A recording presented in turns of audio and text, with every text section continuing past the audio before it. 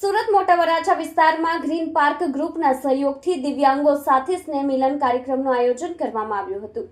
સમાજમાં આપણે ઘણા બધા સ્નેહ મિલનો જોયા, મિત્રોના હોય, ગામના હોય, નાતજાતના હોય, પણ શ્રેષ્ઠ કર્મયોગી દિવ્યાંગ ટ્રસ્ટ દ્વારા એક અનોખી પહેલ ગયા વર્ષે કરી હતી અને આ વર્ષે પણ સ્પેશિયલ દિવ્યાંગો માટે દ્વિતીય દિવ્યાંગ સ્નેહ મિલનનું આયોજન સુરત મોટા વરાછા ખાતે ગ્રીન પાર્ક સોસાયટીની વાડી ગ્રીન પાર્ક ગ્રુપના સહયોગથી કરવામાં આવી હતી, જેમાં સુરતના તમામ દિવ્યાંગોને આમંત્રિત કર્યા હતા। આ પ્રસંગે દિવ્યાંગોનો ઉત્સાહ વધારવા માટે શ્રેષ્ઠ કર્મયોગી દિવ્યાંગ ટ્રસ્ટ સાથે જોડાયેલા ટ્રસ્ટના મિત્રો, દાતાઓ, સહયોગીઓએ તમામે આ પ્રસંગે હાજરી આપી અને પ્રસંગને ઉજ્જવળ બનાવવા પૂરો પ્રયત્ન કર્યો છે અને આ પ્રસંગમાં પ્રસાદ સ્વરૂપે નાસ્તાની વ્યવસ્થા સેવાના સ્વરૂપે નાનાલાલ સ્વીટ તરફથી કરવામાં આવી હતી, તેમજ ડોક્ટર પ્રફુલભાઈ શિરોયા, આઈ કેરના દિનેશભાઈ જોગાણી અને રીતુબેન રાઠીનો જન્મદિવસ પણ હતો, જે દિવ્યાંગો સાથે ઉજવવામાં આવ્યો હતો।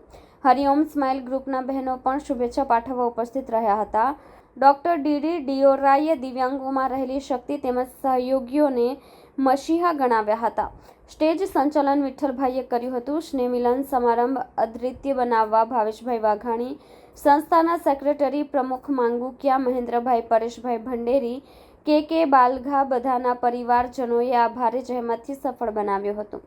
નાનાલાલ સ્વીટ્સ તરફથી અલ્પાહારનો સહયોગ મળ્યો હતો, તેમજ નાનાલાલ ભલાડા 5100 રૂપિયા હરદેવવાળાના બીજા જન્મદિવસ નિમિત્તે દિવ્યાંગ સંસ્થાને સહયોગ કર્યો હતો। ગ્રીન પાર્ક ગ્રુપના જયેશભાઈ દેસાઈ, દીપકભાઈ માંગુકિયા, જયશુભાઈ, જગદીશભાઈ જોગાણી, કાનાણીભાઈ, ભરતભાઈ દેસાઈ તમામ આયોજનમાં પૂરતો સહયોગ આપ્યો હતો।